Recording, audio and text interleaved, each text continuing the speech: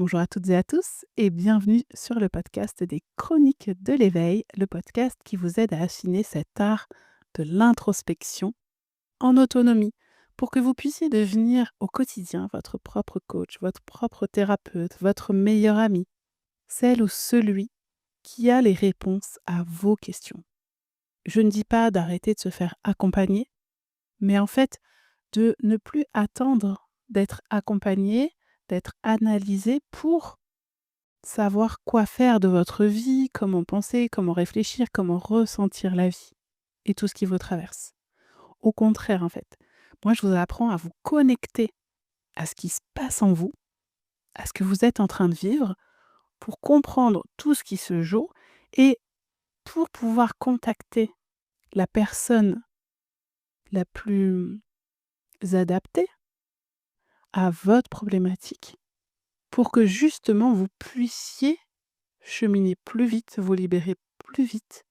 Pas dans un sens de compétition, il faut être le meilleur des 2 mains, mais dans le sens de ne pas rester figé dans un état d'insécurité qui vient avoir des répercussions sur votre santé mentale et votre santé physique, qui peuvent être lourdes et quand ça dure trop longtemps, c'est beaucoup plus difficile ensuite de pouvoir s'en sortir. Donc là, je ne m'adresse pas à des personnes qui ont des pathologies psychiatriques, je parle aux personnes qui se posent des questions dans le quotidien. À ce petit pourcentage de la population qui se dit: «Mais moi, je veux ressentir la vie, je veux ressentir cette énergie, je veux accueillir mes émotions. J'ai une sensibilité, elle est là. Bah, j'en ai marre en fait de me battre contre elle, de ne pas l'assumer. En fait, elle fait partie de qui je suis. J'ai une maladie, j'ai une famille, une histoire en dehors de la norme. Ça définit pas qui je suis, c'est une partie de moi». Et en fait, c'est apprendre à vivre avec toutes ces facettes de notre personnalité, tout ce qui fait que l'on réagit comme on réagit aujourd'hui, que l'on répond à la vie comme on le fait aujourd'hui et accepter l'idée aussi que nous sommes des êtres d'évolution et que notre vérité d'hier est différente de celle d'aujourd'hui ou celle de demain. Même si au fond de nous, on a une essence qui reste la même, on a des valeurs qui peuvent évoluer. Nos valeurs prioritaires ne vont pas être les mêmes selon l'environnement dans lequel on vit, selon ce que l'on recherche. Et en fait, aujourd'hui, bah, c'est un peu le bordel. Dans nos têtes, dans nos cœurs, dans nos familles, dans nos couples, dans la société. Et c'est ce sentiment de ne pas maîtriser, de ne pas contrôler, d'être perdu, de ne pas savoir où est notre place, de ne pas réussir à prendre notre place, de ne pas réussir à mettre nos limites, de vivre des relations un peu chaud-froid avec les gens, pro, anti. Toujours être dans cette division, cette opposition et tout ce que ça vient impliquer dans le ressassement, dans ce qu'on va s'imaginer, de ce que les autres vont penser de nous, pourquoi ils font ça, pourquoi ils réagissent comme ça. Et donc ça vient nous ramener à notre valeur et un encore un peu plus loin chez les personnes que j'accompagne et cetera. Ça va jusqu'à nous parfois nous confronter à notre, sentiment d'être incarné, d'être vraiment ici, ici et maintenant pleinement dans notre corps. De temps en temps, on a un espèce de sentiment de refus d'incarnation. De se dire: «Mais non, mais en fait, moi je veux pas vivre dans ce monde». Je me sens en décalage total avec les pensées qui sont véhiculées, avec ce manque d'humanité, avec ce sentiment d'injustice, avec ces façons de réagir, avec ce manque de tolérance, avec, ce manque d'attention les uns envers les autres. Tout va vite et tout part dans tous les sens.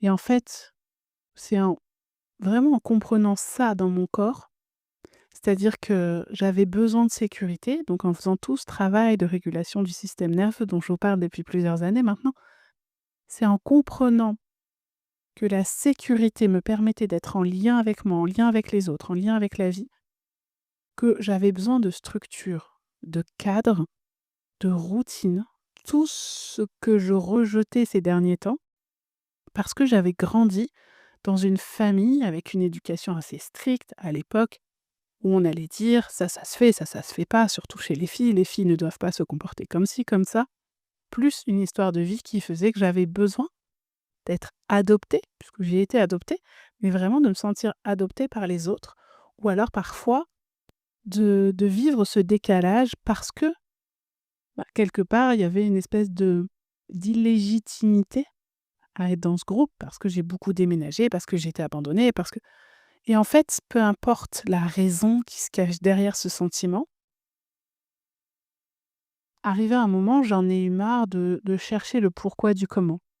Au début, comme j'étais fascinée par, la compréhension de l'humain, des relations et cetera, je me suis intéressée aux symboles, notamment avec le tarot de Marseille, aux archétypes. J'ai fait de la psychogénéalogie, je me suis formée aussi aux neurosciences, à la neurobiologie. Mais en fait, je sens qu'une partie de moi ne veut pas apprendre la théorie par cœur parce que ça ne m'intéresse pas de véhiculer un message, technique. J'ai pris les informations, ça m'a permis de mettre des mots sur des ressentis que j'avais, des choses que j'avais compris depuis toujours. Et en fait, on se rend compte que en énergétique ou d'un point de vue scientifique, on va parler souvent de la même chose, mais pas avec les mêmes mots. Et ça, c'est fascinant. Et c'est pour ça qu'en fait, c'est vraiment en vivant pleinement les situations qu'on trouve des réponses à ce que l'on vit. Et moi, c'est ça que je vous emmène vivre dans mes audios, dans mes podcasts, dans mes posts, dans mes accompagnements.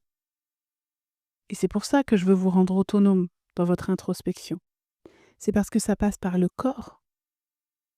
Et en fait, quand on sort de la théorie, c'est intéressant de prendre connaissance de certains fonctionnements, de comprendre comment fonctionne notre corps, notre cerveau, notre système de survie, de comprendre comment fonctionnent les relations, etc., de comprendre que l'autre est dans un état différent du nôtre, qu'il est justement en état de survie ou au contraire qu'il est pleinement dans la vie parce que tout va bien, il est lucide sur ce qu'il dit, etc.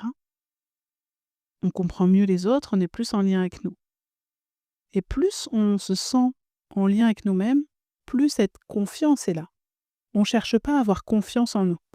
On cherche à se sentir sécure pour que notre système de survie ne prenne plus le pas sur notre besoin d'être en vie, sur notre sentiment d'être en vie.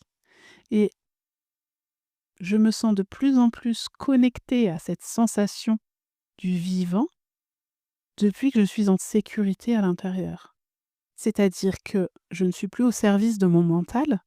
J'ai conscience qu'il fait partie de moi, mais j'ai conscience aussi qu'il n'est pas là pour hem, faire en sorte que je sois plus heureuse, que je sois plus riche, plus amoureuse, plus aimée ou je ne sais quoi. Lui, il est là uniquement pour me protéger.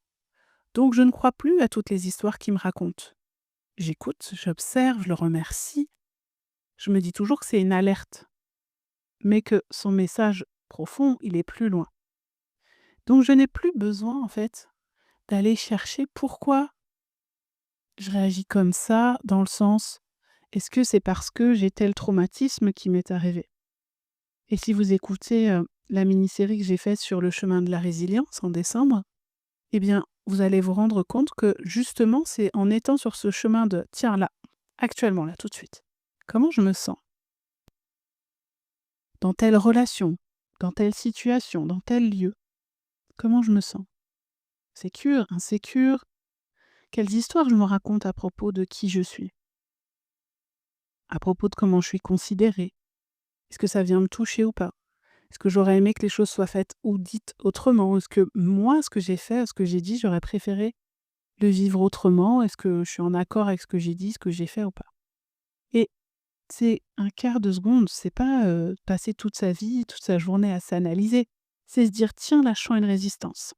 Je vais explorer» et je fais le lien avec une sensation qui est connue.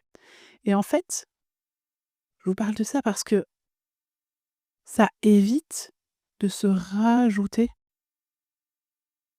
un espèce de fardeau d'analyse, de mentalisation, d'intellectualisation à ce qui nous arrive. Et quand c'est le bordel, désolée d'employer ce mot, mais bon, c'est vraiment ça en fait, cette sensation qu'on ressent quand c'est le chaos à l'intérieur et à l'extérieur, on a besoin que d'une chose, c'est de simplicité. Et c'est pour ça que je dis, la vie est simple. Si tu décides que ta relation à la vie va être simple, elle va être simple. Ça ne veut pas dire que la vie est facile, qu'elle ne va pas te demander des efforts, que tu ne vas pas ressentir des émotions, que tu ne vas pas être confronté, que tu ne vas pas être effondré. Mais c'est simple dans le sens que tu es prête à accueillir ce chaos. Tu es prête à accueillir cette mélancolie, cette tristesse, mais aussi cette joie. C'est-à-dire que tu es en capacité de recevoir aussi bien ce que tu as envie de recevoir d'agréable, de confortable, de joyeux, de paisible, et tu es en capacité à recevoir aussi ce qui va venir te bouleverser. Parce que tu ne vas plus le juger, parce que tu n'en auras plus honte, parce que tu seras plus en train de calculer qui tu dois être, ce que tu aurais dû faire, etc. C'est OK, là, ça me met en colère. Et si besoin, tu vas aller chercher plus en profondeur pourquoi ça te met en colère. Là, ça m'attriste profondément cette situation. OK, personne ne devrait être interdit de vivre ses émotions, même si les autres ne les comprennent pas.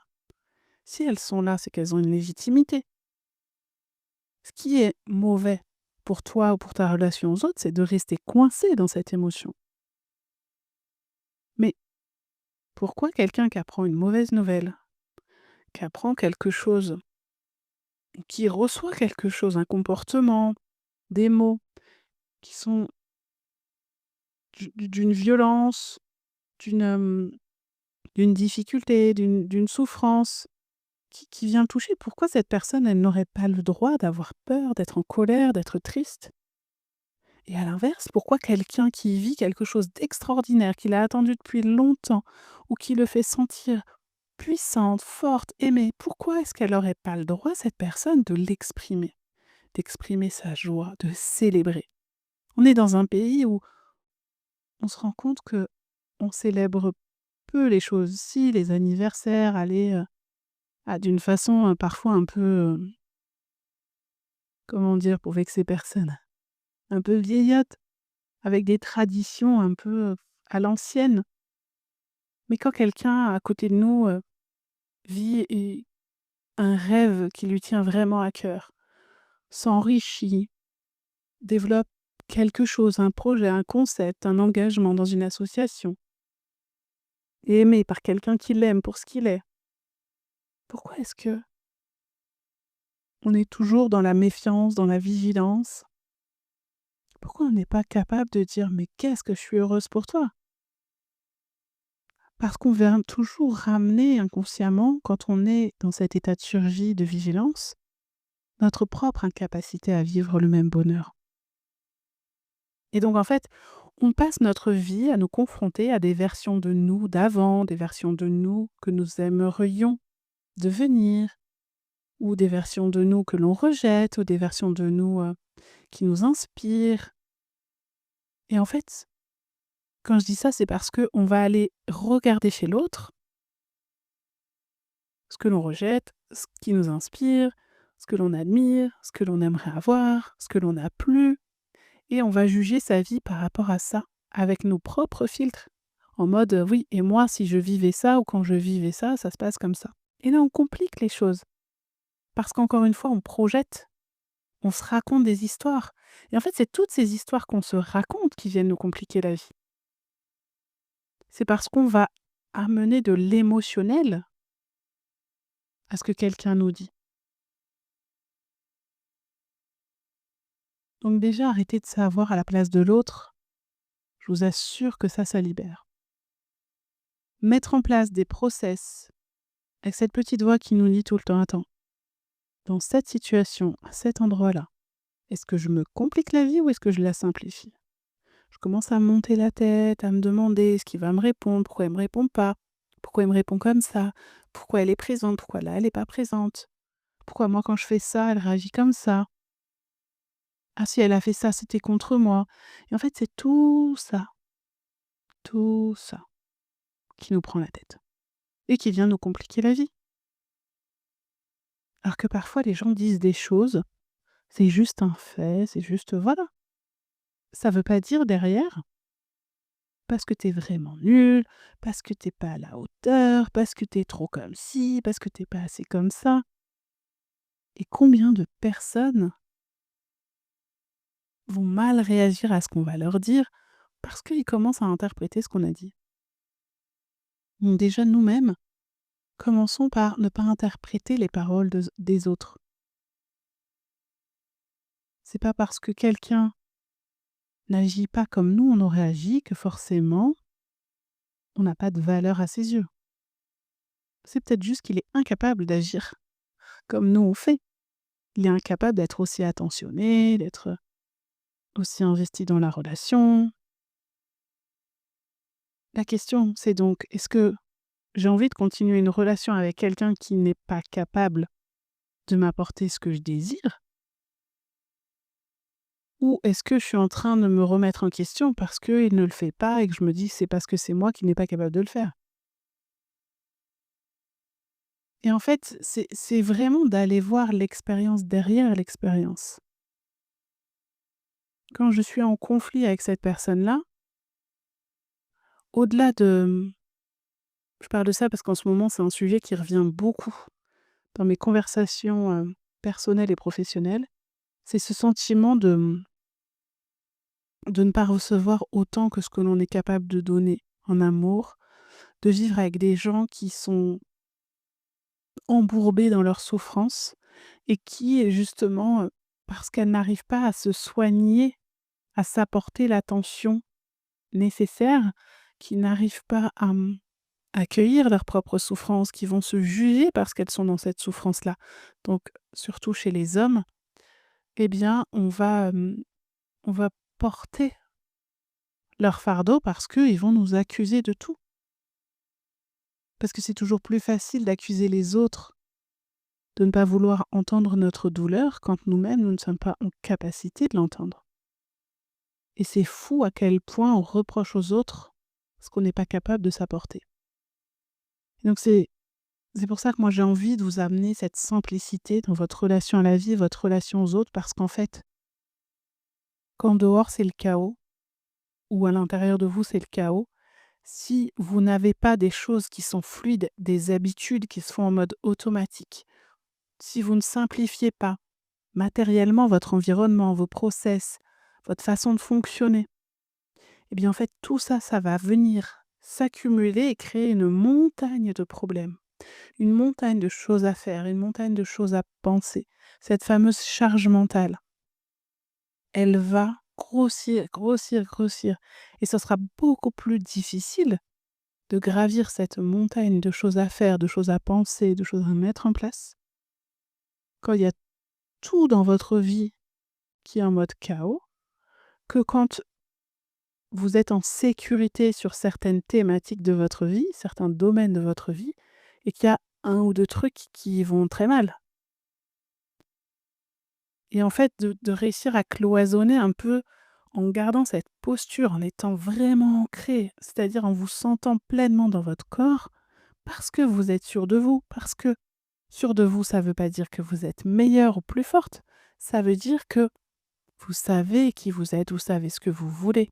Et quand je dis vous savez qui vous êtes, c'est pas forcément dans le détail, mais c'est-à-dire que vous vous considérez avec de la compassion et de l'amour suffisamment pour ne pas juger et pour ne pas laisser les autres vous faire douter de ce que vous êtes et de ce que vous faites. Et en fait, choisir la simplicité, c'est justement enlever tout ce qui est superficiel, tout ce qui vient vous encombrer, que ça soit dans votre maison, dans votre bureau, dans votre voiture. C'est avoir la sécurité de tout ce qui est nécessaire pour votre vie quotidienne. Donc ça peut être créer des réserves, préparer, je dis n'importe quoi, un espèce de sac de survie avec vos papiers photocopiés et cetera. Être à jour de vos démarches administratives, être à jour dans la tenue de vos comptes, être à jour dans vos échanges avec vos amis, avec votre famille. C'est-à-dire que vous avez envie de prendre des nouvelles de quelqu'un? Envoyez-lui un texto. Vous n'avez pas envie de prendre des nouvelles de quelqu'un? Eh bien, vous ne l'appelez pas et vous le ferez quand ce sera un moment juste pour vous.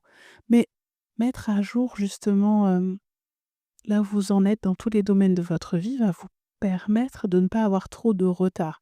Et en fait, quand je dis cette notion de retard, c'est de se dire quand vous vous couchez le soir ou quand vous avez une insomnie, vous vous réveillez au milieu de la nuit, qu'il y ait pas tous ces dossiers en attente qui viennent vous prendre la tête. Parce que dans la journée, on est dans une bonne énergie, on pense qu'on est capable, ça va aller, on est confiant et tout et puis, bizarrement, quand on est au fond de notre lit, qu'on n'est pas super bien, eh bien, c'est là que tout prend des proportions totalement différentes et que ce que on pensait être capable de faire le matin même devient quelque chose de très difficile le soir. Parce qu'au final, on se rend compte qu'on n'a fait aucune action dans la journée pour réaliser ce qu'on a besoin de faire. Et puis, on va commencer à voir tout ce qui nous empêche de le faire ou tout ce qui fait qu'on est nul de ne pas l'avoir fait encore, et cetera.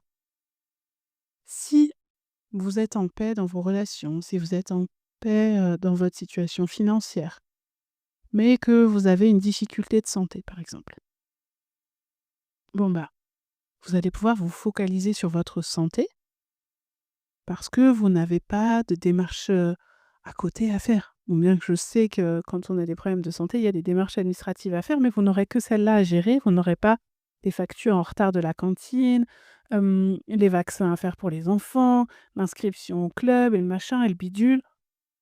Vous pourrez être focus sur tout ce qui implique votre problème de santé. Si vous avez une difficulté dans votre couple, mais que tout le reste roule, bah, vous allez pouvoir, prendre du temps pour vous, pour cette relation, voir où vous en êtes, où vous voulez aller et cetera. Mais si en plus, vous galérez financièrement, vous vivez mal la situation, c'est compliqué avec vos enfants, c'est le bazar à la maison, bah, en fait, tout va vous paraître, une épreuve, une difficulté. Donc c'est se dire: «À partir de maintenant, j'ai plus envie de me prendre la tête. J'ai plus envie de me compliquer la vie». C'est-à-dire être responsable de ce qui me complique la vie.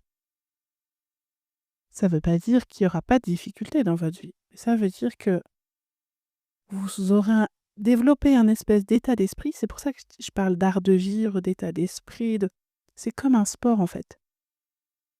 Vous aurez votre corps qui saura comment automatiquement mettre les choses en place pour garder un minimum de routine, une structure, des habitudes. Ça sert à ça les habitudes.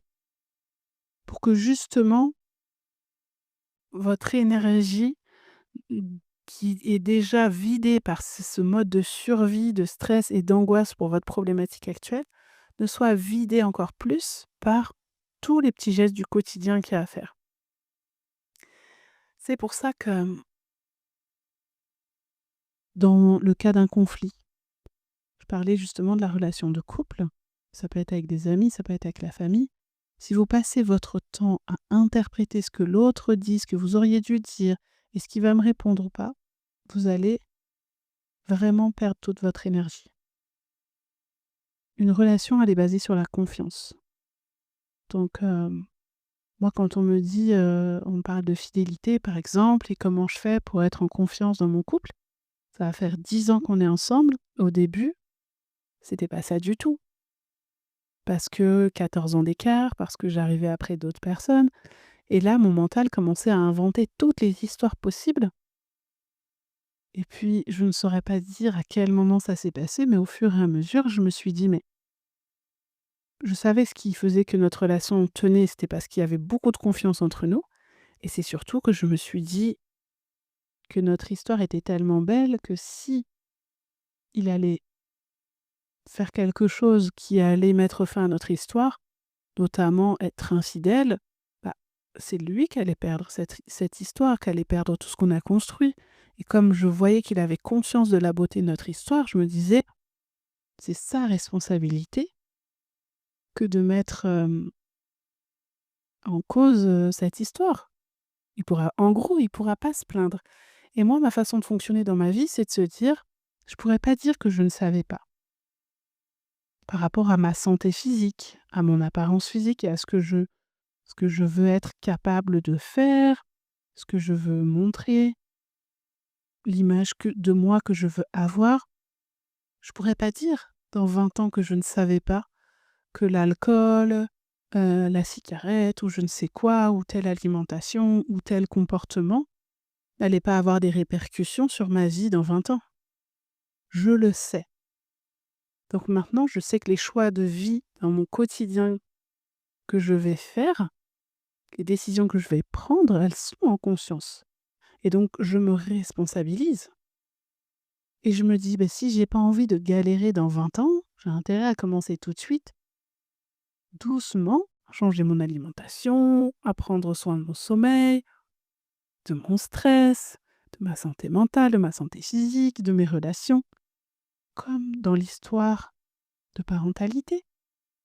Si je veux, moi ce qui me tient particulièrement à cœur, c'est que mon fils, peu importe à l'âge qu'il aura à ce moment-là, je suis pas sûre que la phrase soit très française, peu importe à quel âge, il soit en capacité de se dire: «Ma relation avec ma maman est tellement forte que quoi que je fasse, quoi qu'il m'arrive, je peux compter sur elle». Je ne veux pas qu'il se sente abandonné, je veux qu'il se sente en confiance. Donc je crée une relation très forte avec lui de confiance et ça se fait sur du long terme et tout ce que je lui apprends, parfois oui, c'est un enfant, il va encore jouer à l'enfant qui a besoin de maman. Mais si je sais qu'il est quand même capable de le faire si je suis pas là demain, ça me pose pas trop de problèmes. Ça devient un jeu. Je sais qu'il est capable de le faire. Là, il me montre qu'il a besoin de moi parce qu'il veut créer du lien avec moi. C'est OK. Il n'est pas assisté, je le pousse à l'autonomie. Donc il y a aucun problème. Et en fait, dans votre relation de couple, c'est la même chose. Qu'est-ce que j'ai mis en place ou qu'est-ce que je mets en place qui fait que l'autre a telle réaction? Et qu'est-ce que je tolère? Qu'est-ce que je ne tolère plus? À quel moment je dis stop?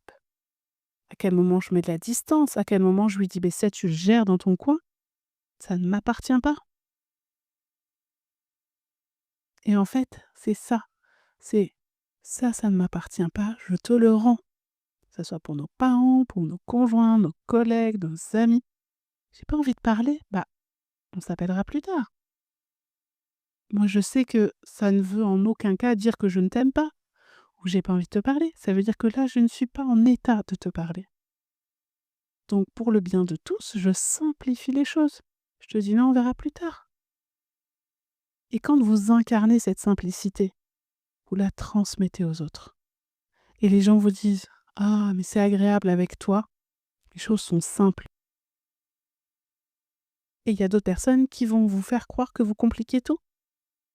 Parce que vous êtes un peu visionnaire, parce que vous anticipez les choses, vous anticipez les dangers et que vous voulez qu'il y ait un minimum de structure, vous voulez optimiser votre temps. Et ça, forcément, pour les gens qui partent dans tous les sens, qui vivent toujours avec du chaos dans leur tête, ça vient les confronter. Alors quand on vit avec quelqu'un qui a le cerveau qui est tout le temps, en éruption et que nous, on vient mettre un peu de structure, c'est un peu compliqué. Et c'est là où on doit apprendre ce recul et se dire que ça ne nous appartient pas. Et c'est ça le plus difficile en ce moment, je pense, chez les femmes que j'accompagne, entre autres, qui m'entourent, c'est de se rendre compte que les états d'âme de ces messieurs, parce qu'en l'occurrence, c'est des couples hétérosexuels, ne sont pas forcément en lien avec ce qu'elles sont. Et qu'il faut leur apprendre à ces messieurs à gérer eux-mêmes leurs blessures et à arrêter de nous faire culpabiliser. Que nous prenons suffisamment nos responsabilités pour régler nos difficultés, nos insécurités de notre côté. On entend leurs messages, mais on n'a pas à porter leur vie et leur fardeau. Donc l'invitation du jour, c'est simplifiez-vous la vie et allez voir tous les endroits où vous la compliquez. Pour que plus personne ne vienne vous prendre la tête et ne vienne vous compliquer votre vie. Pour que vous n'ayez plus ce sentiment de subir les autres, la vie, les événements. Je vous mets toutes les infos pour me contacter, me partager votre retour ou si vous voulez que je vous accompagne sur ce chemin dans la légende du podcast et je vous dis à très vite pour un nouvel épisode.